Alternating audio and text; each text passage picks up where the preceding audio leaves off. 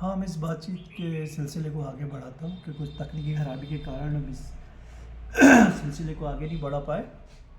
लेकिन ठाकुर भवानी प्रताप सिंह ने जो पवार वंश के इतिहास की जो पृष्ठभूमि थी उसको रखा, और इस सिलसिले को आगे बढ़ाते हुए जब हम देवलगढ़ और चांदपुर गढ़ी के इतिहास की बात कर रहे थे, तो उस सिलसिले को आगे बढ़ाते हुए उससे रूबरू हो रहे हैं ठाकुर भवानी प्रताप सिंह जी। जी। तो जैसे मैं कह रहा था भैया जी कि जो चांदपुर गढ़ी के बाद जो देवलगढ़ की स्थापना हुई, और देवलगढ़ जो है वो एक गढ़वाल के का केंद्र बना। और उस समय जो है 52 गढ़ों को एकत्रित करके महाराजा अजयपाल ने गढ़वाल राज्य की स्थापना करी। एक एडमिनिस्ट्रेटिव सिस्टम विकसित किया वहाँ से, और तिब्बत के साथ संधियाँ करी। तो जो आगामी जो हमारा व्यापार था, क्योंकि गढ़वाल का बड़ा भूभाग उस तिब्बत के व्यापार में सम्मिलित था, तो उसको एक सुरक्षा प्रदान करी गई उस व्यापारिक संबंधों को। उसके अलावा जो है भारत से अन्य क्षेत्रों से भी यहाँ व्यापार होता था, तो उसको भी जो एक नियंत्रित किया गया। जैसे अब जब धर्म की बात करते हैं तो देखिए, जैसे हमारे यहाँ अधिकतर जो है आप सब देखेंगे कि भाई हमारे यहाँ कुछ ऐसे स्थान है, मोक्ष धाम है, कई ऐसे यहाँ पे विवाह हुए हैं देवी देवताओं का, एक देवभूमि का एक पूरा एक वो है। तो एक ये अनादिकाल से एक व्यवस्था चली आ रही कि भाई जो यहाँ यात्री आया है उसको सदाव्रत देने की परंपरा जो है राज परिवार ने विकसित करी।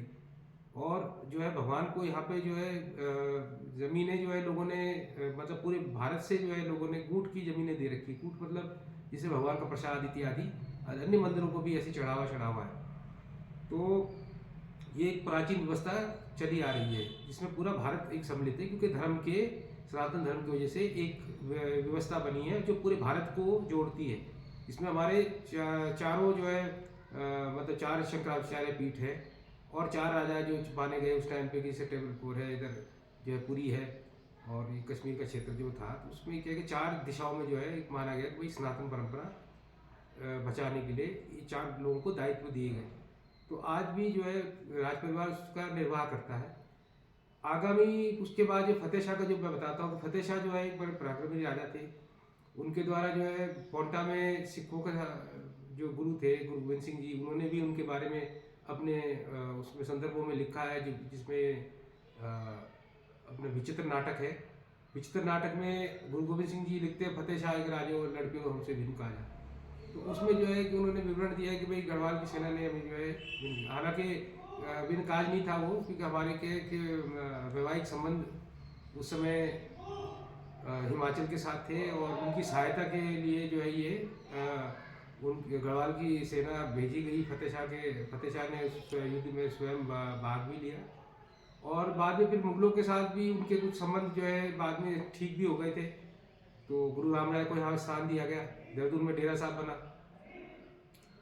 उसके बाद जो है आप ये देखेंगे कि एक पीरियड ऐसा आता है 1804 का, जब गढ़वाल में गुरखाली होती है, और श्रीनगर में जो है आपदाएं होती है, फैमिन आता है।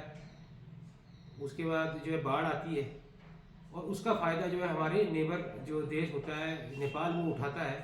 और सिर्फ हमारे भूभाग पे नहीं, पूरे जो है समूचे एक पूरे हिमाचल के, यहाँ से तराई के लखीमपुर खीरी, ये सब ये पूरे गोरखपुर तक का जो क्षेत्र है, क्योंकि सिंगोली की जब संधि हुई तो सिंगोली बिहार में, इतना बड़ा भूभाग जो है वो उस टाइम पे जो है नेपाल के उसमें था। तो 1816 में जब मुक्त हुआ, इसमें गढ़वाल के राजा प्रदुमन शाह भी शहीद हुए थे इस युद्ध में 1804 में, और खुड़बुड़ा में देहरादून में वो स्थान है जहाँ पर वो शहादत प्राप्त किए थे। उसके बाद जो है कि 11 साल तक एक तरीके से एग्जाइल में जो है महाराजा सुदर्शन शाह को बिताना पड़ा। हरिद्वार की कंखल में एक हवेली थी, एक सहारनपुर के व्यापारी थे, उनकी हवेली थी, उसमें वो शरण उन्होंने ली, और एक अज्ञातवास के रूप में उन्होंने अपना समय काटा हुआ। फिर बताया जाता है कि जब अंग्रेज़ों ने एक समय पे फिर एक वार्ता रखी, और वो वार्ता शायद रामपुर के नवाब के माध्यम से हुई थी, और उसमें जो है ये उन्होंने राजा की सहायता के रूप में उन्होंने कहा कि भाई हम आपकी सहायता करेंगे इस क्षेत्र को करने के लिए। और यहाँ पे नाला पानी का युद्ध हुआ, और नाला पानी युद्ध के पश्चात जो है सिंगोली की संधि हुई है, और उसमें फिर 1816 में टिहरी की स्थापना महाराजा टिहरी, क्योंकि जो पौड़ी और चमोली का जो क्षेत्र था वो ब्रिटिश गढ़वाल के रूप में हो गया, और जो यहाँ टिहरी था ये महाराजा को दे दिया गया। पर अंग्रेजों ने जो है जो धार्मिक अधिकार गढ़वाल के राजा को प्राप्त थे अपने तीर्थ स्थानों पर, वहाँ की व्यवस्थाओं में, वहाँ के दाल दस्तूरों में, वो बरकरार रखी। और आज भी जो है बद्रीनाथ जी का दिया तेल का जो दस्तूर होता है वो राज परिवार द्वारा आज भी उसका निर्वाह किया जाता है। ऐसे ही फिर महाराजा सुदर्शन शाह एक बहुत विद्वान राजा भी थे, क्योंकि उनका एक पीरियड ऐसा गुजरा था, उन्होंने बहुत कुछ देखा था अपने जीवन में, तो शायद उनकी विद्वता का कारण भी वही था। उसको परेशानियाँ मिलती है वो ज़्यादा विद्वान हो जाता है। उनको भी तो बताते उन्होंने जो है एक समाचार की रचना करी, उन्होंने पूरा डॉक्यूमेंटेड किया उसको, कि जब टीरी बसा रहे थे उन्होंने उस बारे में लिखा। उन्होंने अपने जीवन के वेदांत लिखे और उसको एक समाचार का रूप दिया, जिसका प्रकाशित वॉल्यूम हमारे पास मौजूद है। और प्रकाशित नहीं मतलब वो हस्तलिखित ग्रंथ हैं, तो उनका भी प्रकाशन के लिए भी हम आगे उसके कोशिश कर रहे हैं।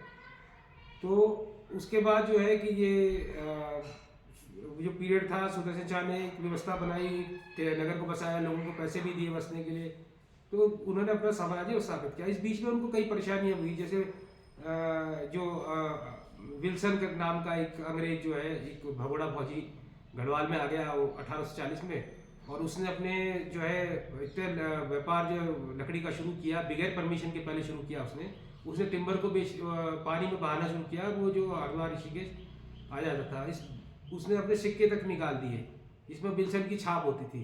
जब महाराजा सुदर्शन शाह को इस बात का पता चला तो उन्होंने इस चीज़ का विरोध किया और विल्सन को जो है इस बात पे हिदायत दी कि भाई अपने इन चीज़ों को, वो इन चीज़ों को ऐसा ना करे। पर उसके कुछ अच्छे ताल्लुकात थे अंग्रेजी सरकार से उस समय, और जैसे कि हम जानते हैं कि क्या कार्यप्रणाली जो देके गए हमें ब्रिटिश हुकूमत जो है एक, तो वो जो बख्शीश का सिस्टम जो देके गए हैं हमें, तो वो उस टाइप से जो है वो व्यवस्था उस टाइम पे चली होगी, और वो जो है अपने आप कामयाब रहा। और उसने उसकी कुछ ये है कि गढ़वाल